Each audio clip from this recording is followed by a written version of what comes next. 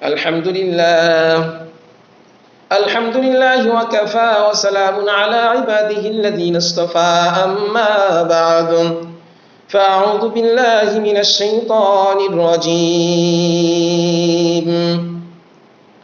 بسم الله الرحمن الرحيم يا أيها الذين آمنوا كتب عليكم الصيام كما كتب على الذين من قبلكم لعلكم تتقون وقال رسول الله صلى الله عليه وسلم من قام رمضان احتسابا غفر له ما تقدم من ذنبه أو كما قال عليه الصلاة والسلام আজ আমরা দশম রোজায় উপনীত হয়েছি, এজন্য বলি আলহামদুলিল্লাহ রাব্বিল আলামিন।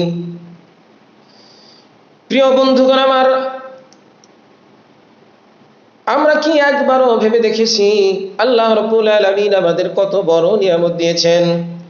কত মানুষ অসুস্থ, রোজা রাখতে পারে না, কত মানুষ কবরের নিচে চলে গেছে, রমজান পায়নি, আর আমরা সুস্থ শরীরে রোজা রাখতে পারি না।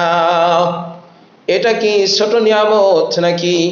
আল্লাহ রাব্বুল আলামিন বলেন, লা ইন শাকারতুম লা আযীদান্নাকুম, তোমরা কৃতজ্ঞ হলে আমি অবশ্যই তোমাদের নিয়ামত বাড়িয়ে দেব। প্রিয় ভাইরা আমার, রোজা নিজে একটি শুকরের শিক্ষা, শুকরগুজারি ইবাদত। ক্ষুধা আমাদের শেখায় গরিবের কষ্ট বুঝতে, ইফতার আমাদের শেখায় আল্লাহ তাআলার দানকে কদর করতে।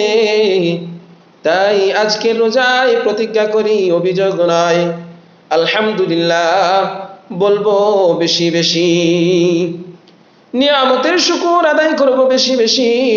শুকরগুজার বান্দাকে আল্লাহ রাব্বুল আলামিন বেশি ভালোবাসেন। সম্মানিত উপস্থিতি, রমজান হলো কোরআনের মাস, এই মাসেই কোরআন নাজিল হয়েছে। আল্লাহ রাব্বুল আলামিন বলেন, শাহরু রমাদান আল্লাযী উনজিলা ফীহিল কুরআন।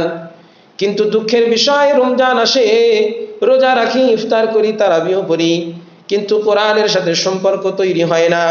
কোরআন শুধু তেলাওয়াতের জন্য নয়, এটা আমাদের জীবনের গাইডলাইন। প্রতিদিন অন্তত এক পারা অর্ধ পারা না পড়লেও কয়েক পৃষ্ঠা তবু পড়ব, কারণ কোরআন কিয়ামতের দিন আমাদের জন্য সুপারিশ করবে। তাই আজকের দিন হোক আমার ও কোরআনের নতুন সম্পর্কের দিন।